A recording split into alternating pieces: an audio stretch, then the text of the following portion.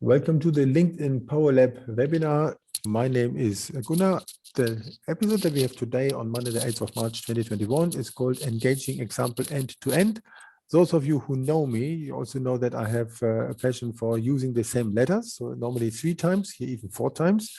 But what I mean with example is, of course, the LinkedIn example. And typically, I would provide in these webinars a list of tips, what can be done in terms of content or engagement or connections and so on. And here I thought this time I can also run this based on concrete example. And that is what I really would like to share this time. So in terms of housekeeping rules, I have muted all participants with the exception of Brendan, who will be my co-host. So then he will be unmuted because he will also present a little bit. And the way how I run normally these webinars, let me go on the next slide, that I first introduce myself. So my name is Gunnar. I'm a social media consultant. I'm blogging about social selling, which is how to use LinkedIn for sales purposes. I also created 2 online courses about the topic, and I wrote a couple of books. What I would like to have in this session that we would basically use the chat window if you would like to contribute to some topics. That is very helpful. I very much like that, because that gives us a chance of a good engagement that I can also quite well react on that one. So if you would like to speak, then of course you would need to unmute yourself. So let's get started about this one. So then for today, when I said an engaging example end to end, that means for me that we look into 3 topics. And again, as typical, they start with same letter. One is about create. That is the balanced tribe. That's number 1. Number 2, convince with suitable content. And number 3, convert your engagement into success. So that's are the typical 3 topics that I would have in a webinar. And we use these based on the example of a company called willhd.com. So, and the CEO of willhd.com, it's a company from Perth, Brendan Murphy, is with us. And just to explain what it is and how I came into this when we talk about this today. So in end of last year, I had the idea I would need to create a will. When I've been in Switzerland, I had one with a lawyer. And here in Australia, law is a little bit different and the whole procedure is different. And I thought, where would I find that? So I've been a potential customer for finding a will. Unfortunately, the word will has another meaning in English. So then if you only search for it, you find everything, but not what you're looking for. But then Brendan found me on Facebook and we started talking. So there is a software solution that helps to create and mainly manage and handle everything around the will. Particular topics like I would like to change not only a beneficiary, but rather somebody who can help on that. Let's say if somebody would need to do physical work on it, on my estate, something like you can all document all of this one in an easy way, how a software solution these days can be done. And even it has lots of documentation about it, and it fits into all of the legal context in the different states in Australia and for an affordable price. And not against any lawyers, but it helps also from a lawyer point of view to have a technology solution and then add consultancy on it. I really like that. So, and then the question here, when you want to like to reach out, imagine we are not only the customers or potential customers of willhd, but we put ourselves into the shoes of Brendan Murphy, the owner. Then I would ask him, Brendan, as you started this company last year, what is your experience now and purpose how to use LinkedIn in order to find suitable clients and partners to promote the idea so that then the other half of Australians who currently don't have a will can get to this in the most easy way? What is your experience and purpose using LinkedIn, Brendan? Thanks, Gunnar. Thanks for the intro. To answer the first part of that, I was one of the first million people worldwide to sign up to LinkedIn way back in 2003 because it was introduced to me. I was in the recruitment business at the time, and a client of mine, a lawyer, said, look, there's this thing called LinkedIn. It's some weird phrase called social, oh, I don't know what it's called, social something. And it allows you to connect with people and your clients. So I said, okay, I'll sign up to that, and obviously sat in it for quite a while because social media in 2003 wasn't exactly a big thing. But then I got to use it very extensively for the next 10 years as a recruiter to find people and to actually communicate professionally. And my kind of layman's description of LinkedIn is it's Facebook for grown-ups. And it kind of differentiates. You and I talked on Facebook, and it's not kind of being disrespectful to Facebook in that sense. That's a communications tool. But what I always found about LinkedIn, and now that I'm back to it, is that if you open a conversation on LinkedIn, the odds are that people will take an invitation to discuss something seriously or practically or business related. Whereas obviously Facebook is, if you want to name a topic, you can multiply it by 1,000 times and you still won't scratch the surface. So LinkedIn is a bit more focused for me, but I am learning how to use it now for my purpose of spreading the message on making a will. Good one. So then you can actually use LinkedIn in addition to your activities on Facebook. So that's a good one. So let's look into the 3 topics. So first, create. And the create means to figure out the tribe, the network that you need in order to find people. The challenge is not everyone is posting about, hey, I would like to have a will. This demand is not easy searchable. Therefore, I would like to ask you in the chat room, what is your, how do you normally create your tribe? How you do this? When you would like to find people for your business. If I take Mel, for example, you are a natural healer, how you find your people for this. If you all could simply write a little bit into the chat window, and I'm curious to find out what's coming out there. What are the steps that you do to create your network? How to find the people? How do you, I write the question in the chat, how to create your balanced tribe.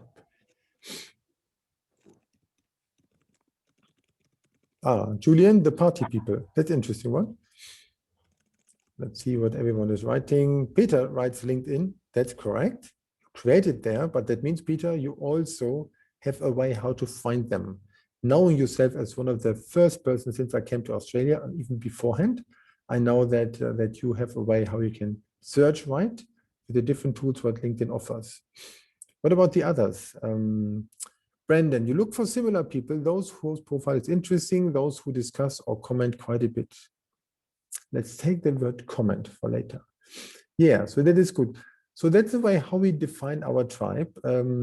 Peter, you also write referrals, so that's good, that's right. And Bell, you say you need to improve on this. Yeah, and you find people by those who are interested in engaging with your posts, but that means first you are posting. And your post, compared to a year ago, really well advanced into the direction of your target audience. You're very good on this one. Then Chris Miller, who has a network of so many thousand people specialized in business continuity, you're always looking for other business continuity and emergency managers, especially those working on COVID and health emergencies like her at present. Thank you. Somebody is writing here. That's interesting. So good. Let's go further. So by the way, as you see this line, whoever has done that, I'm not a big fan of that. I hope that goes away, because if not, then I have experience with this, which is then called Zoom bombing, and I'm not a fan of that. So, ideal members of our tribe, don't think just about customers. And these customers, the people are existing clients. Peter, you mentioned it quite well. So these are basically the referral testimonials. So that's a good example like that. Then we have prospects, target future customers. That's a good one. And also we have suppliers that are solution partners. So who can be the one who's partnering? So basically, if you are a lawyer and you're using law software, there are some like LexisNexis and so on, then of course, using LinkedIn, it would help to figure out who is in this game of these solution partners, and that would actually help quite a bit. So that is one way of handling that. So I would say that indeed helps a lot to figure out what is a supplier? And I personally see a supplier more as a partner instead of just supplier who I get an invoice from. Beyond that, then we have the supporters, those professions in adjacent industries, what really makes sense, what is around there. So I like that. Here is an example when I've done my first event for social selling in nearly 2 years ago. I also had a range of people who I knew and who supported me in this area, which I liked quite a lot. And then the next topic would be influencers, that I do not mean just from an Instagram point of view, those who get all of the free hotels in the time when we could travel, but those like industry associations. So Chris Miller, for example, you're in business continuity and there's a BCI Institute and there are some members who have an influence, like Nilin, for example, who is quite well known. So these type of influencers, I mean, and it's good to have them in the tribe because they attract many people. And the last one, market companions or competitors. Yeah, we will also have them in our network for sure. Of course. Okay, so let's go further. So how to find the people to connect for willhd? So I use my regular slide and make my mind about that. So somebody who viewed the profile. Brendan, when you said you have been also started to write, and Bell, when you say you commented, exactly you figure out who does that. We can see 90 days of people who viewed our profiles when we have LinkedIn Premium and Sales Navigator. We only see the last 5 people when we don't have that. So for me, that is great to look who viewed our profile because they must have had a reason. Those engaged with the content that you also mentioned, those in the feed, followers, second-grade connection, that can be interesting. So if you would find someone who might have a huge network, that can be a very good thing. And then look into who else that person is connected with, because that can make a huge, huge difference. So that would actually be good. So then what else would we have? We have the next one. Oh, it was me, unfortunately, painting, not erasing. So group members. And here we have a point. There are LinkedIn groups, like Facebook groups, but much, much older. Plenty of people are in there. They joined in maybe years ago. And when there is no real content, then it doesn't matter. So then they take it out. So keep maybe there, but no content, nothing going on, which means you can find people there. They are still there. And you can connect with people in those groups without, or write to them without being official a connection. It's a perfect way to find members. For example, if I take again Chris Miller, you're working on the business continuity ecosystem, and there's plenty of people in the right groups. And of course, people also viewed. That is the online part where LinkedIn can help us. We have also the offline portion. And here we have neighbors or friends, our own contacts that we know, and that Brendan, you and those who are working with you in willhd.com can surely figure out who in the personal network might need a will, or has people to tell the story further, let's say affiliates, for example. But what I think makes sense for this specialized type of interest to figure out where are some clubs, where are some interest organizations. If you take clubs where is a typical target audience, those who consider making a will, and I do not mean those 70 plus, but rather maybe 35 to 52. Think about that later. It might make sense that you can find them. That can be even certain chamber organizations, but mostly also clubs. So for example, those like Rotary, Lions, Freemasons, who all think about where you are a member for a long time, and getting a discussion ongoing there might help, or interest organizations, volunteering organizations. So I strongly believe that this is the best area to figure out where you can find the right level of people, those who have something adjacent that they are doing, or what I would call other social engagement that will all also help. So these are the ways how I would treat that, to look after them. And of course, LinkedIn itself, you meet someone, then to go to even a birthday party, been on a barbecue yesterday, found a great contact, showed the QR code, and that's the way how I easily got that. So then the next one, find nearby function, that is the one that we knew from the time before the pandemic, that it was possible to connect with people in a group, 30 at once. But currently, LinkedIn disabled this to not promote gathering. But there's a couple of things here that for willhd will surely work well. So then, and when we have done that, we know who we would like to connect with. Then we need to look into our LinkedIn profile. And that is an important topic as well. So I had a chance to look at Brendan's profile. So, and there are a range of points. The first, of course, I would look into the headline. The founder at willhd, how to make and manage your will online, providing certainty for family and loved ones, automatic reminder for review and update, and so on. It's quite long.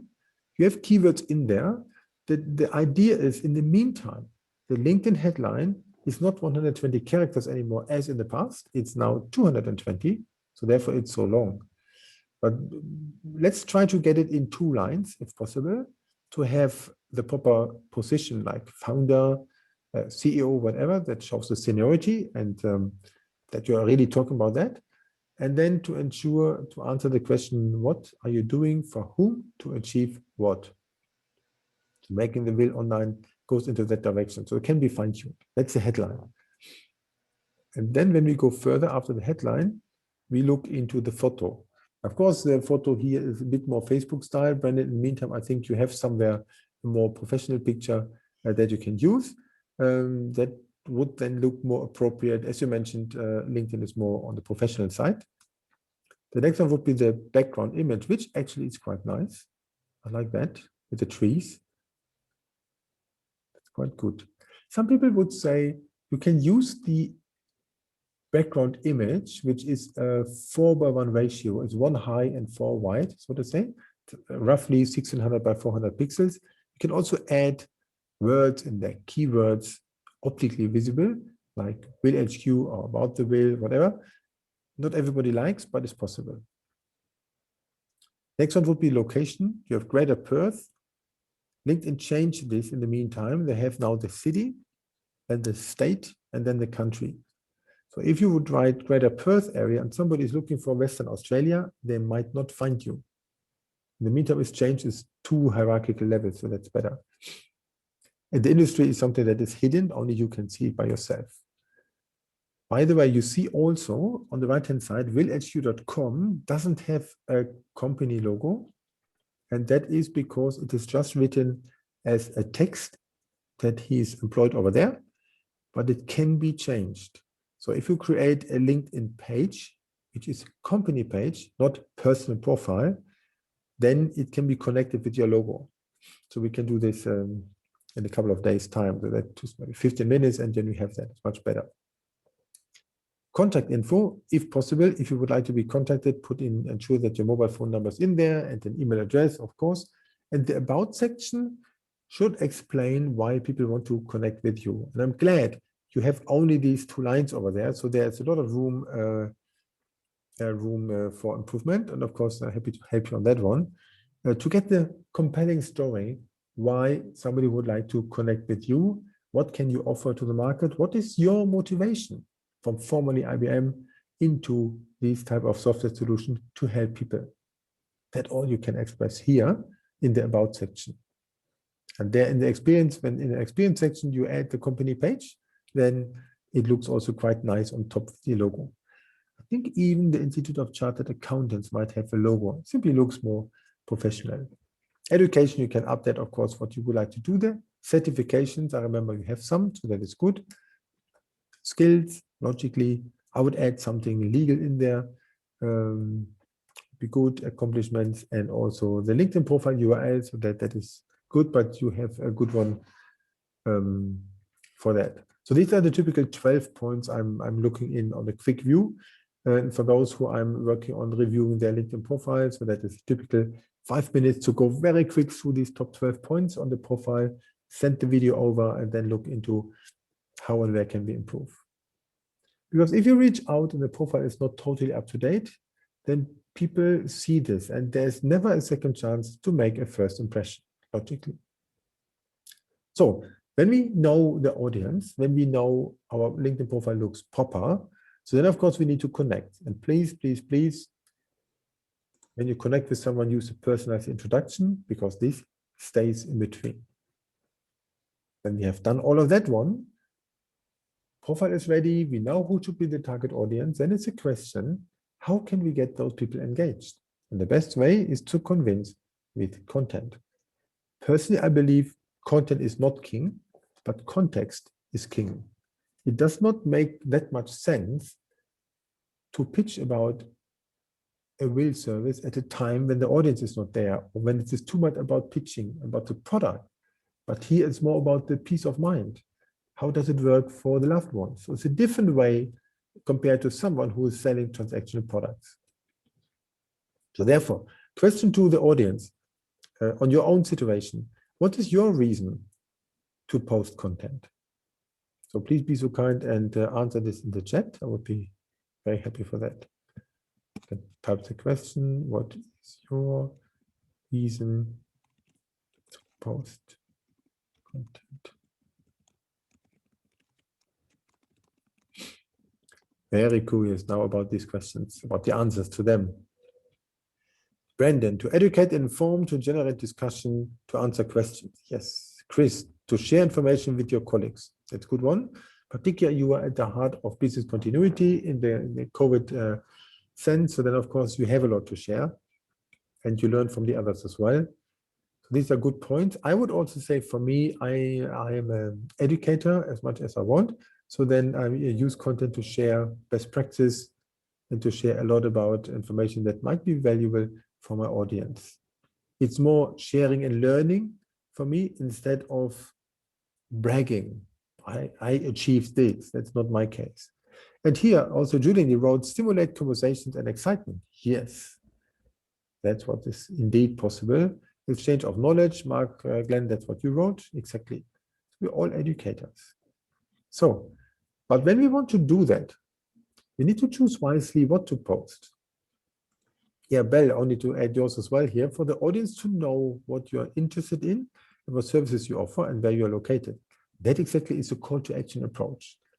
But you don't do this all the time. You write this on Fridays when you are at the right place, that people can also come to you.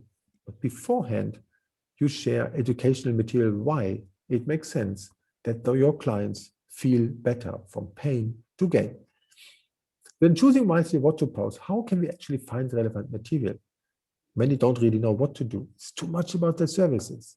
You're posting maybe too much or not enough, or outside the interest of the tribe or the timing.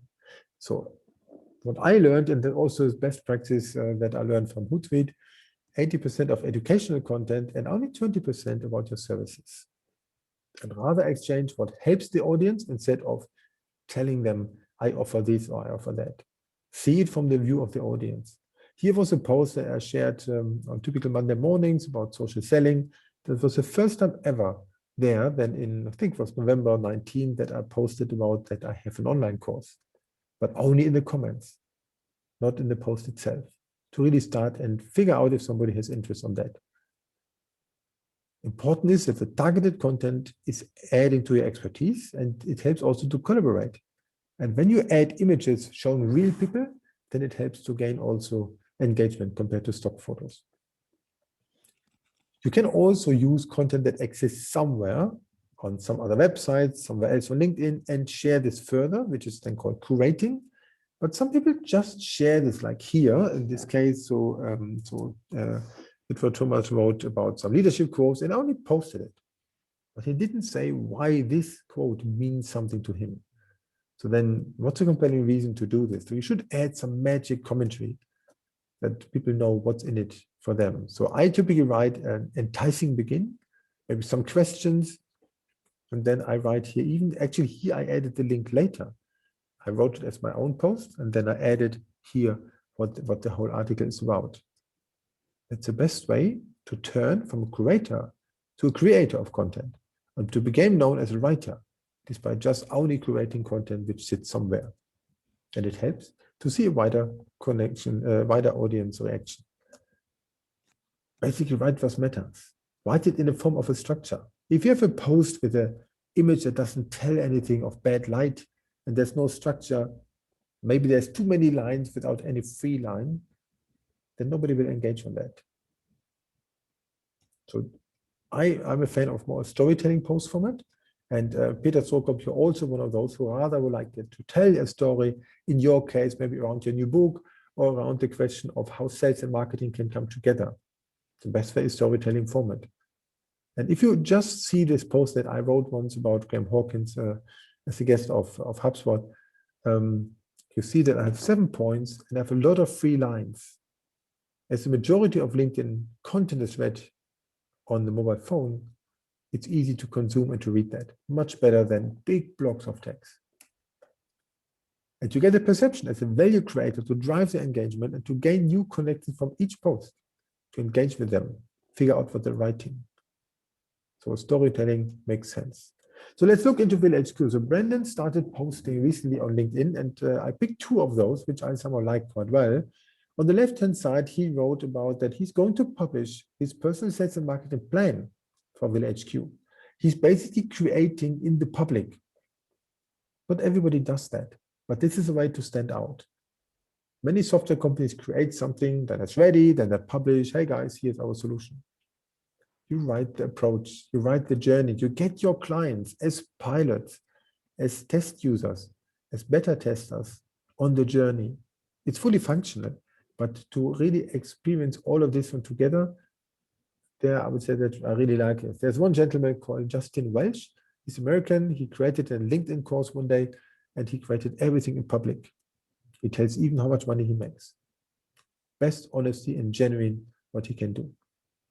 The other one on the right-hand side, you also added humor in a certain way. So then here, of course, it's about the pandemic and that leave my pandemic supply of toilet paper kind of joke, but in context, and that makes sense. I'm looking forward to what other topics you write. So then, in that sense, Brandon, what is your approach towards content so far, and where are you heading to? I got to answer that this is a little like learning on the job. I have a business plan for the business. I know what the ultimate objective is. And then to use LinkedIn is a little bit like choosing which size spanner out of the toolbox. So I decided, and I talked to you about this, if I published the sales and marketing plan for one particular channel, which is appropriate to LinkedIn, and that's my affiliate channel where I share revenue with agents and resellers. Well, what I really want to do is get engagement. And when I started this business and launched it 6 months ago, I did what everybody else in the world does. I paid for ads on Google, I paid for ads on Facebook, and I got precisely 0 return, absolutely 0, not one sale out of it. Please ignore the amount of money that I put into it, which is still a little bit painful. So I've done various things in the meantime, and this now is a new initiative to actually see, okay, I'm here. Every time I talk to someone about my business, which is every adult should have a will, almost everybody has a response. Now, of course, there can be a negative response, but people go, yeah, let me tell you a story. Or, oh yeah, I said I'd do that. Or, yes, my uncle died without a will and it caused mayhem. And because those conversations are easy face to face, it's not straightforward to replicate them online. But I decided, okay, I'll do something here. I'll tell people what I'm going to do. I'll try and add a little bit of humor, because there is nothing that drives me madder than every Monday morning when I actually get into LinkedIn and I've got the 42 posts that are telling me about the latest technical solution to how quickly you can bet on a fly walking up a wall or whatever. Throw in a bit of humor. I think most people respond when it's something quick and when it's topical. And then I'm only now at the early stages of replying to comments and beginning to see how the conversation unfolds. So I can't give you the final book on how the whole thing has gone. I can tell you I'm in the introduction. I'm about to write chapter 1. And if you stick with me, I promise I'll actually reveal everything that happens on the way to the end of the book. That's good. That's nice. Yeah, but you mentioned a couple of good points. And topical, that's exactly how it should be. And a mix of different type of content formats. So that is what surely helps to drive also engagement. So that's good.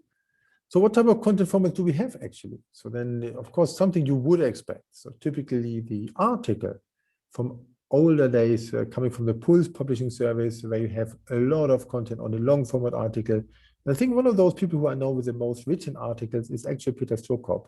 Peter, not sure how many articles you ever wrote on LinkedIn, but it's plenty and very good content. 176.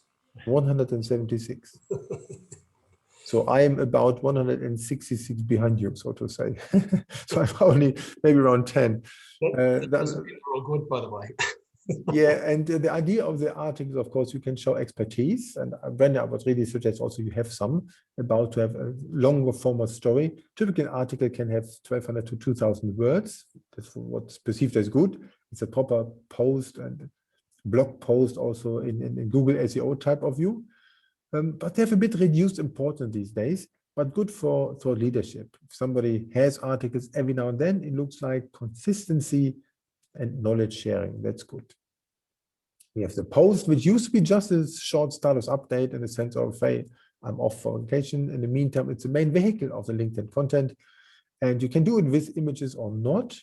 My view is if you take stock images, like from unsplash.com, choose them wisely. Otherwise, what goes best is what I call UGC, that's user-generated content. Content from people about people. Of course, should be the rights that you can make a picture of those. But I got higher engagement since I use photos with some people, real people who I'm speaking about. So maybe myself with someone. So Peter and I, we once have done a video a couple of years ago about topics of sales management, and it was a picture of both of us. And that shows more the day-to-day real life scenario compared to glossy pictures from a catalog. There is a trend towards posts without any content, sorry, without any picture. But those need to be done very well. So I tried this here, only few group of lines, not the full amount. It's also a vehicle, and when it's done well, they can have great engagement. And then, of course, videos. About 2018, it started. LinkedIn also had native videos, not only YouTube, and has been a huge hit. And many people, unfortunately, wrote videos, posted videos sitting in a car, which I don't like too much because it shows the person doesn't take the time and effort to sit properly in front of the audience. It's just in between. So message in a sense of, oh, I forgot to tell you. We see less of them, which is good. Important to also add captions, what you see in this example here. So there are services like raving.com who make that happen. Why should we add captions? Before the pandemic, I would say, because if you're sitting in a corporate office, you don't have necessarily a headset on, like I have now. But to be honest, as we're in the home office, we don't have a corporate office anymore, many of us. So we could also listen to voicemails and listen to videos with the sound and put them on. But videos have always a good engagement. And there's also something called LinkedIn Live. It's also a way to combine this all together. And then the newer content formats would be documents. So if you have something ready about a topic, Brandon, in your case for willhd.com, you can put maybe the 5 steps to create a will in nice document, not as much text as here, what I had from a meetup event, put it maybe create with Canva or something like this, bullet points, few only, and tell a story on it. And LinkedIn likes these format so that the way it's spread more and it is very, very high engaging. So then out of my own group, I have one expert, one lady in marketing, Dimi, she's doing this very well to really showcase in particular how this can be done and delivered. She's unfortunately not in for today, but normally she's on there. The next one here are polls that came in early 2020 that helped really to learn from the audience, but of course only when it's created every now and then, not every day. And the next one would be LinkedIn Stories. Anyone using LinkedIn Stories? Peter, Chris, are you doing this like on Facebook? Maybe not. Brandon? No. Would be an option. Quite similar to Facebook, Instagram, 24 seconds long, 24 hours visible. So a bit shorter than the other platforms, but yeah, maybe not, didn't pick up yet well enough. And there's another one coming, which is called LinkedIn Newsletter, which is like these older article formats. You have a format which allows long content, which is quite good. Yeah, thanks, Chris. So there are LinkedIn newsletters. There's some people in my network who are already using them, like Jane Jackson. She's a career coach and particular career change expert, and she's using them once per month or whatever schedule to inform her audience, like a normal newsletter you would do, but on LinkedIn. That can also run into engagement. Peter, are you using them as well for your services, particularly for your new book?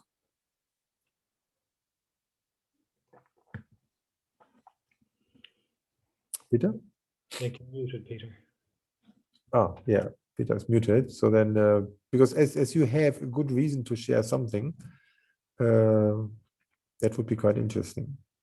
But I cannot unmute Peter, unfortunately. Anyway, maybe you can put in the chat room. So then the next one, after we figured out content, the question is, when we write the content in an enticing way, how can we ensure that it can also convert into what we would like to achieve? Question to the audience in the chat. How do you engage with the comments on your posts? Let me write the question. How do you engage with the comments on your post?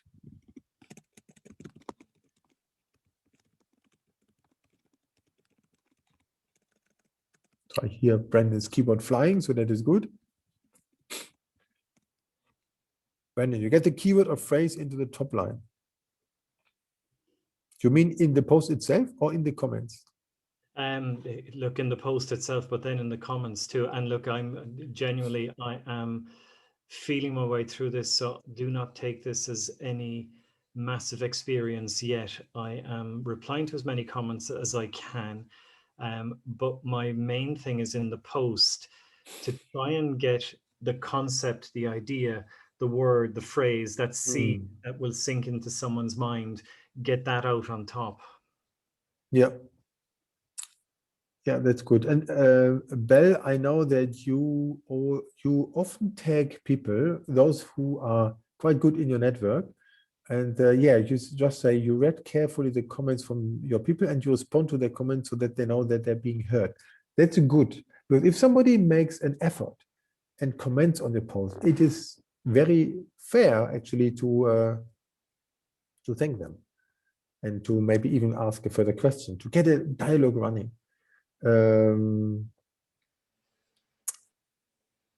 Yeah, also Chris, you also usually reply or comment.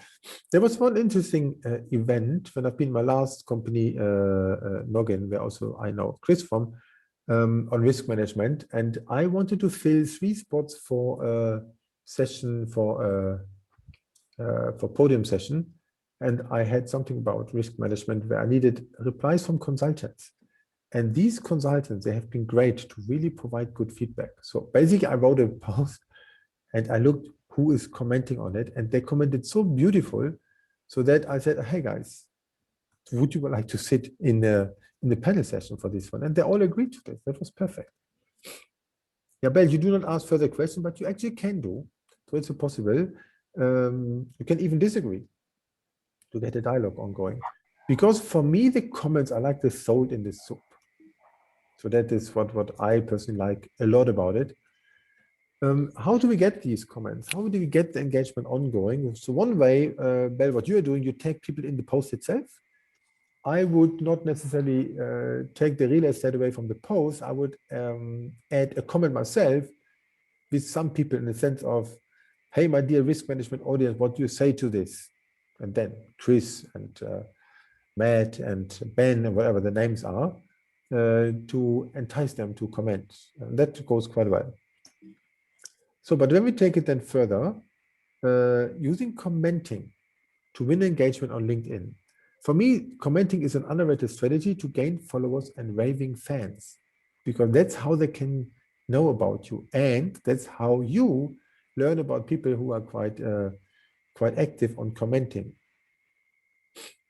So this means, the advantage to use comments, you figure out who is keen, who has an expertise, who is in a similar business, who is the subject matter expert, and who of those commenting also has a large network that you can tap into, that without that, you would not know.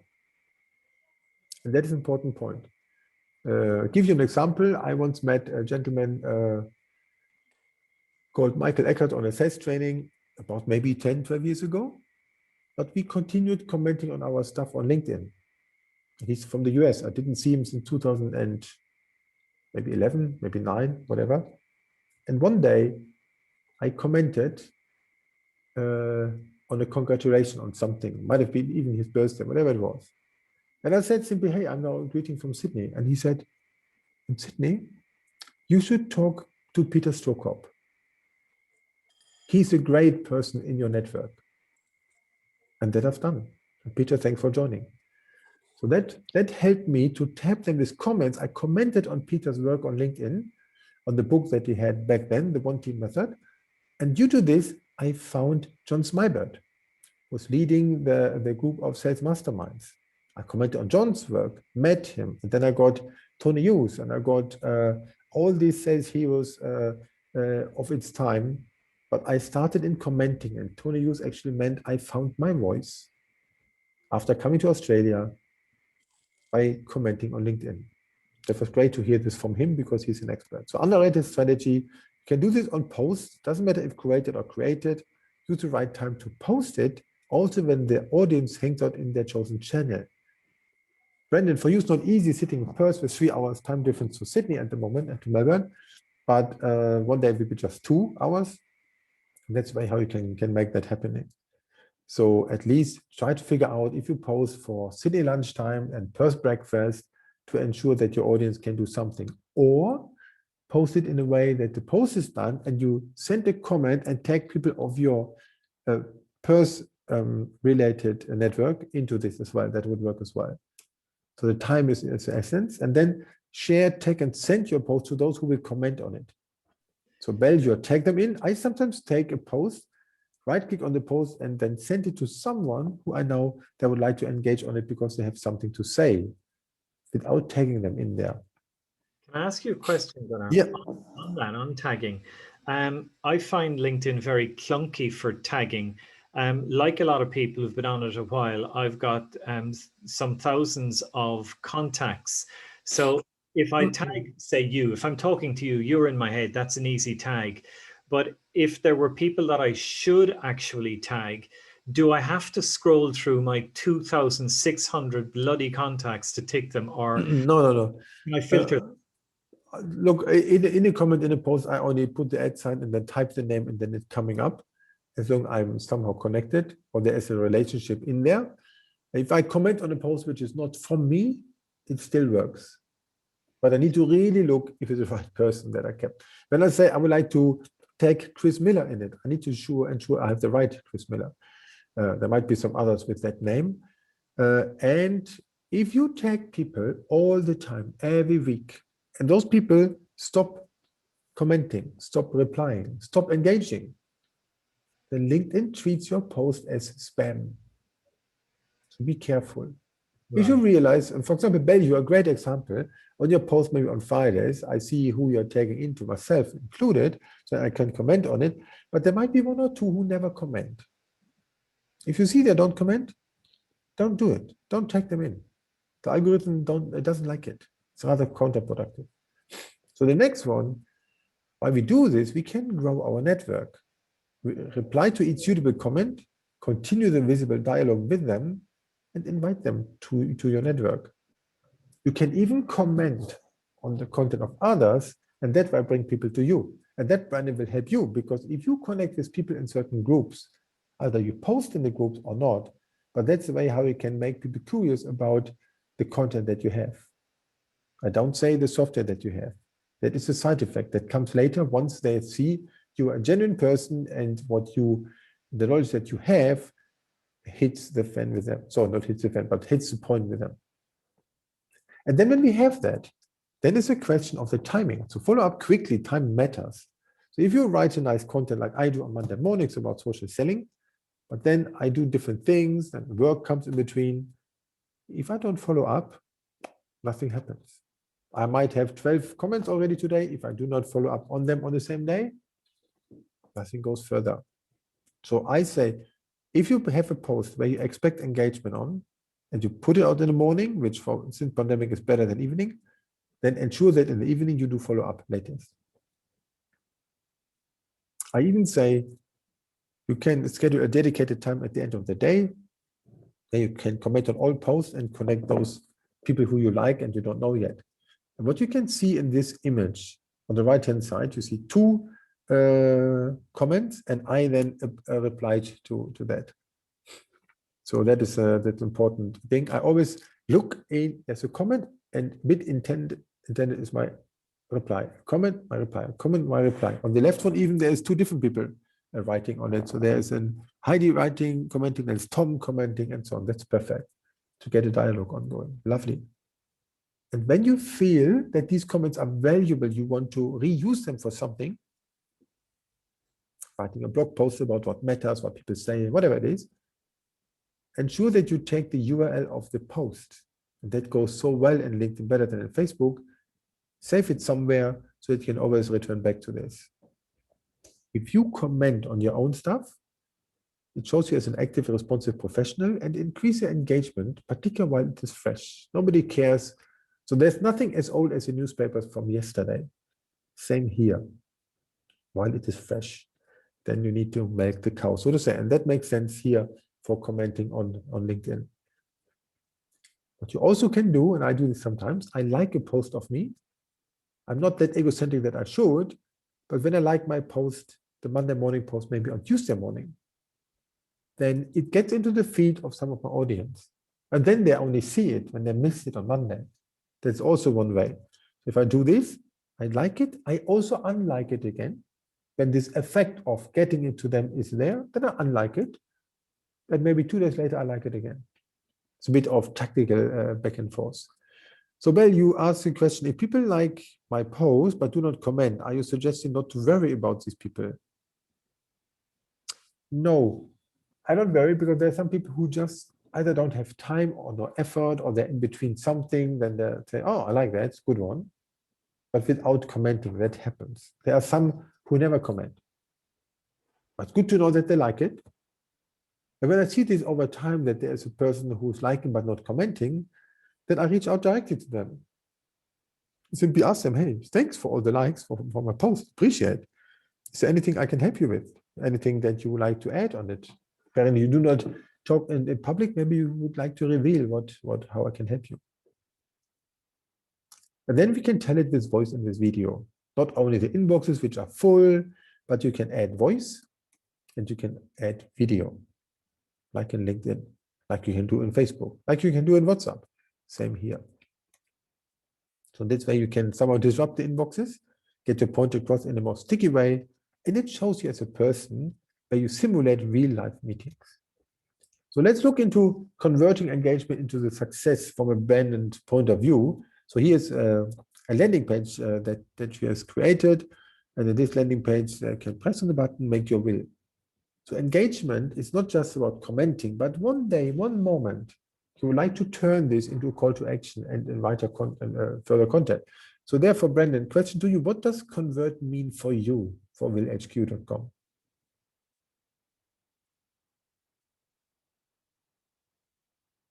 Apologies, I muted myself for a second. We're a business, so the number one criterion, yardstick measurement, has to be unit sales. Now, I'm actually not concerned at this point in my startup journey on maximizing revenue.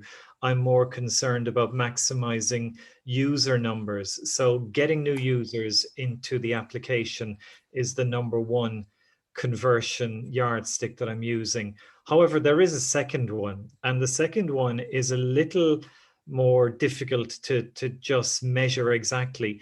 It's getting the message out. If there are 10 million plus people in Australia who do not have wills, that's a major under-recognized problem. So the more that we actually spread that word and the more we get people talking about it, I do not anticipate under any circumstances that my application will ever have 10 million people in Australia signed up on it. but I hope that all of those make wills. So it's twofold. It's getting people across the line into my application, money in my bank account so I can grow the service and everything that goes with that, while at the same time educating, informing, spreading the word, and hopefully doing a little bit of good in the wider community. Super. So then you have on one side more the financial approach of conversion, typical business, but also you have the approach of what actually is real purpose behind, and that's good.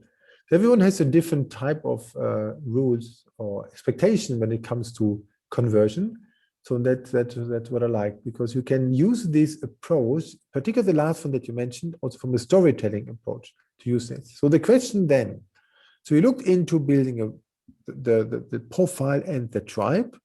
Then we looked into content and looked further at this example, what you can do in order to get engagement and where does it lead to. So the question, what are the next steps, how you, Brandon, and I can help?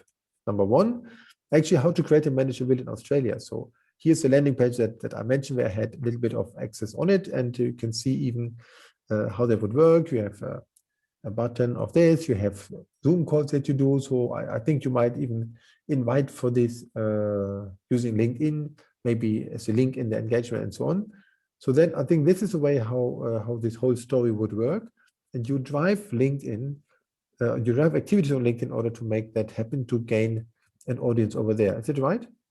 Yeah, that's absolutely right. That's a live landing page. That's a live offer that anybody who gets onto the application and uses that code will actually get a discount. And even though it's in small writing, the list price is $124. So we are using Kohl's and Woolworth's pricing to get the thing to $99, which is, you know, people should make their will. And I cannot batter my head against the wall enough and repeat myself enough that it doesn't matter how they make a will, they just have to have a will, because, and you don't have to spend $500 or $1,000 to do it, you can do it very reasonably.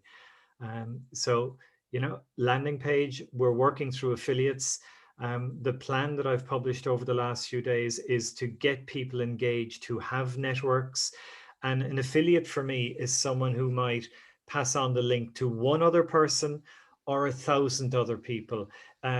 It's actually, of course it's relevant, but it just means that if I can spread the word through one person and call that person an affiliate and give them an actual payback or an incentive to do it, to get to a second person, that's a win. If I can attract an influencer who can get 100 or 1,000 people signed up, that's a win, win, win, bloody win all the way. And, you know, publishing landing pages, as everybody pretty much knows, is a really quick, simple way of getting a link to a person where they don't have to trawl through a website and find the right page and decide what the right offer is and look at the different plans. This is, everyone knows what a will is. Here's the message. Please click. Now get on with it and do the job. So we'll see if that really works in the coming. Perfect. But what I like, you use LinkedIn to find the right people. You don't go straight into selling. You talk about what the whole area is about, the purpose for the people, what's good for them in order to move on. And that is what I like a lot about it. So that's good. Perfect. How I can help. We've seen that there were some topics which can be improved. So typically I would start and talk 30 minutes to Brandon for free. I mean, just to figure out, can I help? And then maybe on the LinkedIn profile, what we've seen, it needs some help. So that's what I would then do. And I also have my own online course about LinkedIn, what I have in the form of a membership. You can join it for 1 month or 2, or even stay on to learn more about the content as I'm adding in there. So my membership program, particularly is situated on LinkedIn for small businesses, which is an access level of the course, accountability of direct email access, and we start with a strategy session to figure out what's going on. And I run every now and then coaching sessions, depending the demand of the tribe, and also monthly content award. And that goes like this, the typical topics that I have. What's the challenge for the individual company, like we have described it here with willhd.com, how to drive the online presence, the personal brand is all part of the course, how to connect them properly, so that not only finding their tribe, but connecting is there. Because I strongly believe we are not collectors, we are connectors. That's how it should be. Then all about content, from commenting to curating and creating, and you see my love with the letter C. And finally, to convert it further, what we had at the end. And my online course platform also has a cabinet with more tools available. So how to get started? So I have a landing page, and I will send you the link for this one as well. Either be on there on the course, participate this, to go on the platform, do this for monthly price, or even get access to myself, maybe mentoring sessions one per one, so that it makes sense as well. And for those who need to have first the LinkedIn profile refreshed, so then I offer this as well. So when we take it then further, there's one more thing. Brandon, you mentioned something about affiliate marketing, and I created a LinkedIn course for affiliate marketers, which is about to be recorded in hopefully on the upcoming weekend. That's finally ready. I had some modules already in pilot for those who are in affiliate or network marketing business, who can also add LinkedIn as an organic income stream to their programs, which are typical topics that we just talked about. Content, I even talk about a special mode I call RSVP to show the results, to talk about the strategy, value provided, and also then more about the posting behind that. And at the end, even this course, as it's for affiliate marketer, has a 50% commission. If you have someone who is interested, you can keep 50%, or you better to say you gain 50% from that. So that's in pilot testing, get on the waiting list, and I'm spent quite a lot of time over the last 4 months in affiliate marketing programs to learn the pain of that audience, and therefore I can much better address this using LinkedIn. So that's what I prepared for today. Here's also my organic LinkedIn community. Thanks for my newest member, actually, Peter, that's you. You just joined on this one. It's about 605, I think, in the meantime. And yeah, that's where I share more content about the topic. So then we are a little bit above the 8 o'clock. So then thanks everyone for joining. And thanks for your comments. Really appreciate this. So that is very good. I appreciate that. If any question, please feel free to ask in the chat. Otherwise, what I will do, I will post the video of the recording into the on my YouTube page, and you will get an email as long as you're registered for it, that is available, and also including the slides, which always is available on linkedinpowerlab.com. Thank you, Gillian, for your kind words. Also Chris, Mark, Bell, Peter, Olin, and Anne left a bit earlier. Thanks, Brandon, for co-hosting today. It was nice to share this story in a good context on one particular company and one challenge with a purpose for greater good. Thanks, Gunnar. And look, let me say as well that you've been extremely helpful in just focusing and filtering and getting me pointed in the right direction using LinkedIn. So that is much appreciated. That's very good. Thanks, everyone, for this. And sorry for not sitting in the best light that happening today. I'm in a conference center, and that was the only available place. But thanks, everyone, for joining. Have a nice Monday evening, afternoon for Brandon, for you. And looking forward to seeing you again. Thank you. Thank you, Gunnar. Very well. Thanks, Gunnar. Thanks. See you then. Bye.